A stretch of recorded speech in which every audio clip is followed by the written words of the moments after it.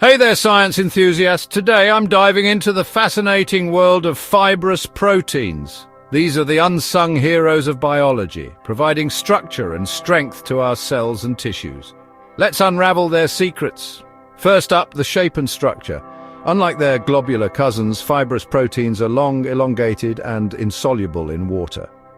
Think of them as the steel cables of the biological world. They're highly organized, with secondary structures like alpha helices or beta-pleated sheets winding around each other to form robust fibers. Now, what's their primary role? Structural support. These proteins are the framework of the body, giving cells, tissues, and organs their mechanical strength, flexibility, and support. Let's look at some examples. Collagen is one of the most abundant fibrous proteins in our body. It's found in connective tissues like tendons, ligaments, skin, and bones, providing tensile strength and elasticity. Then there's keratin, the tough protein in our hair, nails, skin, and feathers. It forms protective barriers against the environment. Elastin is another star player. It provides elasticity to tissues like skin, lungs, arteries, and ligaments, helping them stretch and return to their original shape. And don't forget fibrin, essential for blood clotting. It forms a mesh that helps stop bleeding and aids in wound healing. Actin and myosin are also key players in muscle fibers. Actin forms thin filaments and myosin forms thick filaments. Together they interact to enable muscle contraction. One crucial trait of fibrous proteins is their insolubility in water. This characteristic helps them maintain structural stability as they form fibers that don't easily dissolve in the body's fluids.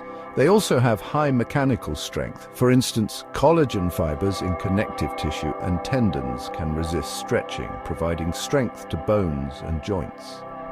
Fibrous proteins have repetitive amino acid sequences contributing to their strength and forming stable long fibers.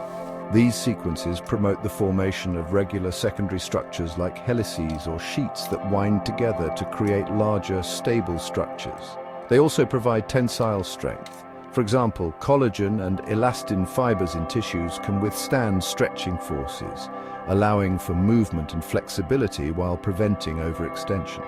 Flexibility and stretchability are especially important in tissues like arteries and lungs. Fibrous proteins contribute to protective barriers too. Keratin forms barriers in skin, hair, and nails, preventing water loss, infection, and physical damage. They're also highly durable, resistant to degradation and chemical changes, making them ideal for long-term structural roles. Despite their complexity, fibrous proteins have limited solubility in water. This makes them perfect for forming solid structures like the extracellular matrix or muscle fibers.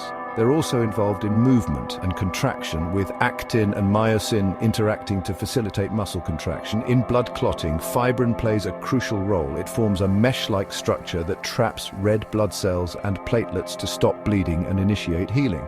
Elastin in tissues like the lungs and arteries provides elasticity, allowing tissues to stretch and recoil without losing integrity. However, disorders related to fibrous proteins can lead to diseases affecting tissue integrity. Ehlers-Danlos syndrome, Marfan syndrome, and keratin-related disorders like epidermolysis bullosa are examples. Finally, fibrous proteins are used in biotechnology and material science due to their strength and durability. Spider silk, for instance, inspires research into creating synthetic materials with similar properties for use in textiles, medical devices, and bioengineering. That's it for today. If you found this deep dive into fibrous proteins fascinating, give us a thumbs up and subscribe for more science goodness. See you next time.